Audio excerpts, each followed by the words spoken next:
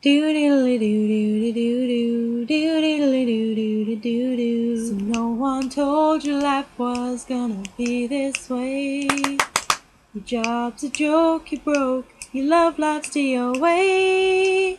It's like you're always stuck in second gear, when it hasn't been your day, your week, your month, or even your year. But I'll be there for you when the rain starts to pour. I'll be there for you like I've been there before. I'll be there for you 'cause you're there for me too.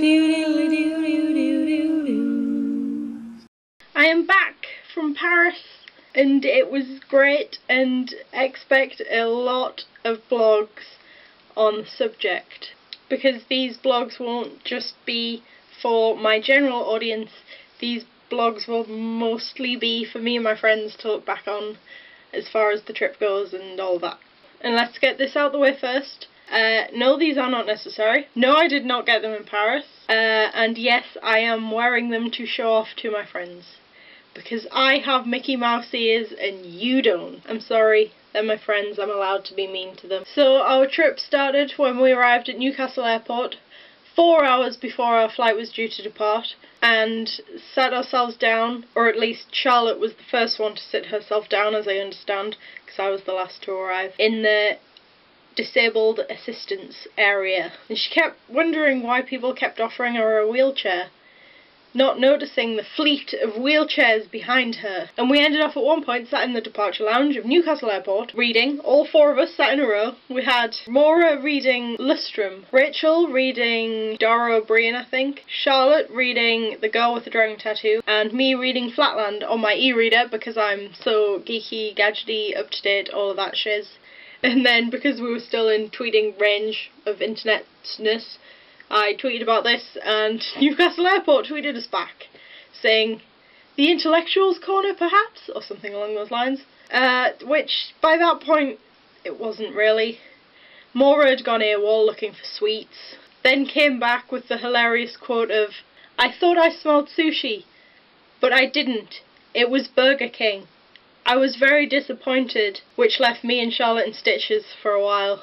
And then we got on the plane, and we got off the plane, and we had some difficulty finding the driver of the taxi because he wasn't there when we got off the plane. So we went along and asked someone, and they weren't helpful, and they were a bit rude. And then we went back and he was there, and he had a little board with my name on it, which was weird. And the first thing that hit us when we stepped out of the airport was the blaring of horns. Just a constant, just constant, this, And we're not even in the taxi yet. And we got to our hotel and it was really nice and all that boring stuff. Then we went out exploring for a bit. I should point out now that Charlotte and Maura like their alcohol. Not loads. Charlotte has a reputation as a responsible journalist to uphold. But me and Rachel completely don't drink it at all. So we went out half with the purpose of finding something to eat and half with the purpose of finding a good bar. We found a really nice little Italian restaurant, and we all got pizza, and that was very nice. But all the bars, it appeared, were closed, which intrigued me, but I was kind of glad, because I kind of just wanted to get to sleep, to be honest. So we went exploring in the dark in Paris, and it was all very pretty. There are a few photos that I've maybe been showing, I don't know, I haven't got to editing yet, but I didn't have any videos or anything. And then we went to bed, and no one slept except Charlotte, because she's really annoying. The rest of us were just far too hot and lay awake like, only, well, to be honest, we didn't know this, because we were in two separate rooms. I was in with Rachel, and I didn't realise that Rachel wasn't sleeping, and probably Rachel didn't realise that I wasn't sleeping. Obviously Maura and Charlotte were next door, and we didn't realise that Maura wasn't sleeping, and I'm sure Charlotte was oblivious to the fact that Maura wasn't sleeping, and Maura was probably glaring at Charlotte as she slept away happily. We didn't discover any of this until next morning, when we got up really early to go to Disneyland.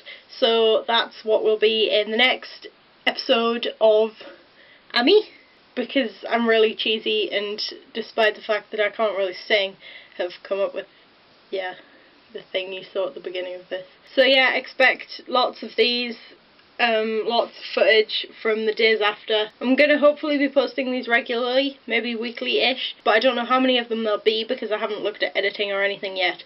So it'll kind of just be, it'll go on until I don't know how long. I won't be offended if you don't know me in real life and you don't want to watch these. I will be offended, however, if you do know me in real life and still choose not to watch them.